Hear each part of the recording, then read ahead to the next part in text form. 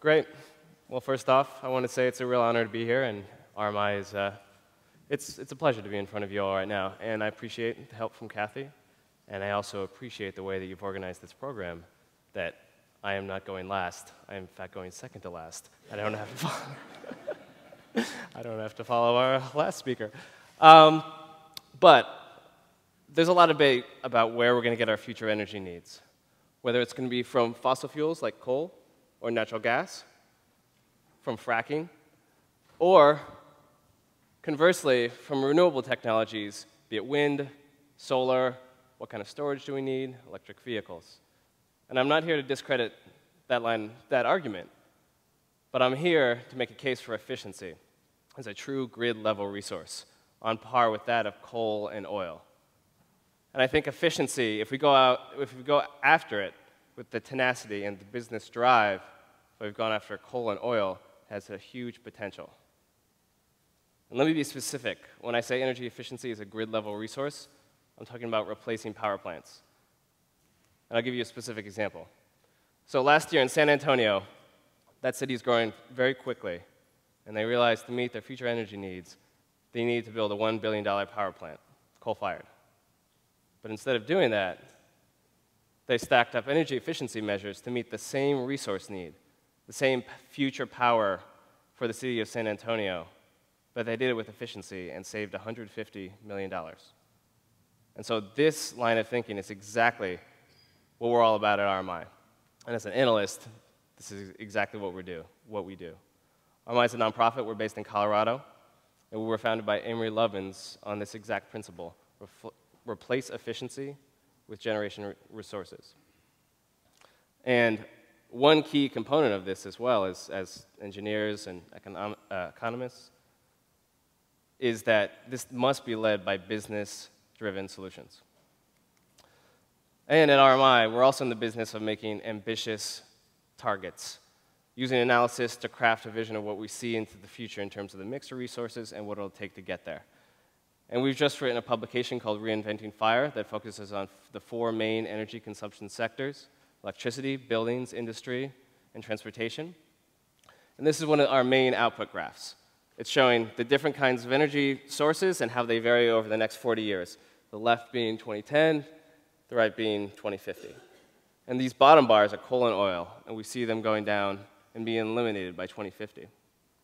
Similarly, renewable technologies, which are in green, expand out over the next 40 years. But what's astonishing about this is that in our vision of the future, efficiency composes almost 40% of the resource. This is hundreds of power plants.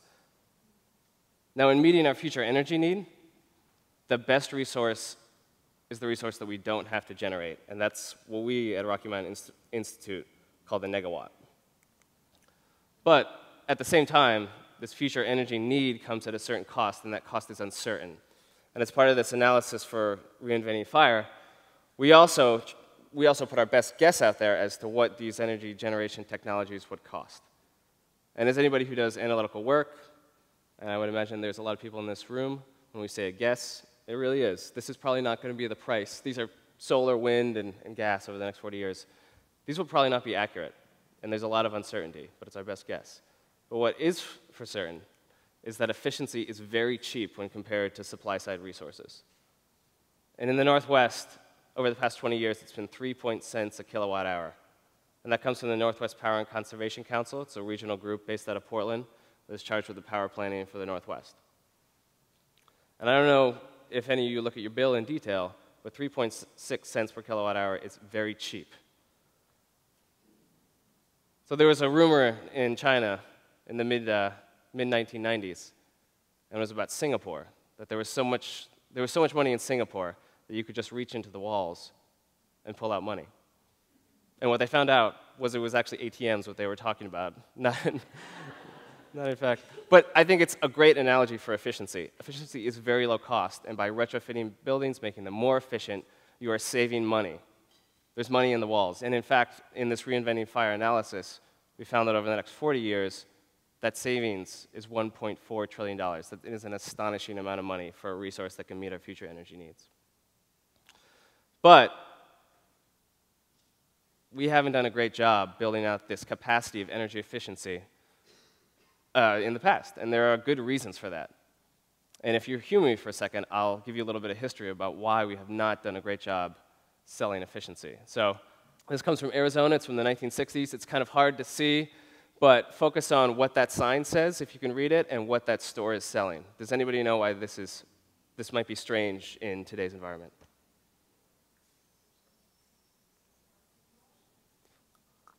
Anybody? Yeah, exactly. Does anybody know what APS is?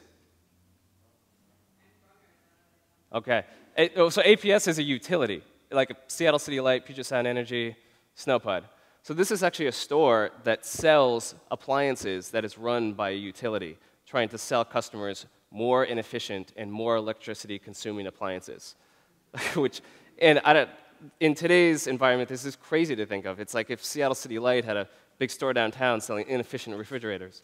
So the history of the industry for utilities is not to sell efficiency, it's to sell more electricity.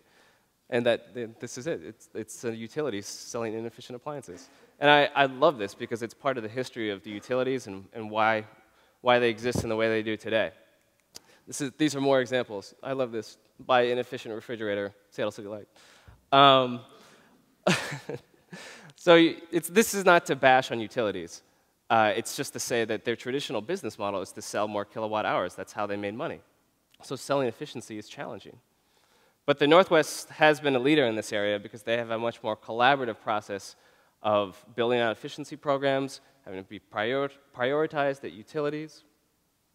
And this is a graph showing the savings from utility energy efficiency programs, so resource-driven programs over the past 6 years. And this is fairly impressive. This is on the order of, say, 3 average gas plants. But what's really challenging, I think a couple other speakers touched on this, is that over half of the savings come from just replacing light bulbs, CFL bulbs.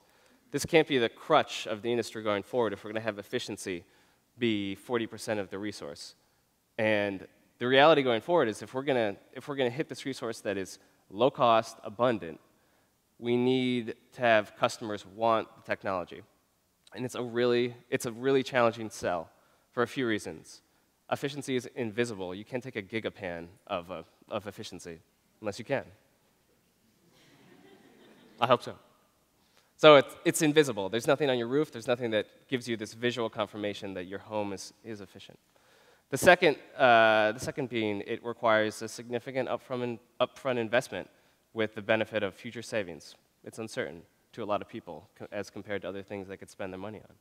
And then the last, if efficiency is working well, you don't notice. Your home works well and you get a lower bill, but it's not as present as a lot of other things. So at RMI, hopefully, or what we like to do in our work is convince people that efficiency is this abundant resource, but customers have to want it. You have to drive demand for customers to invest in efficiency. And I wanted to talk about a few areas that we think are really promising to allow customers to spend their hard-earned money on making their homes, their businesses more efficient. And I'll focus on 2 things that are more utility-driven, and then the last one is more private capital. And the first is increasing the awareness of customers' energy consumption. The second is on-bill financing. And then the last is efficiency leases. So the first is access to information. So I'm going to walk you through a quick example of how very simple information given to customers by utilities can significantly influence their behavior. So some of you actually might have seen these in your electricity bill if you're a Puget Sound Energy customer. This is an example from Sacramento.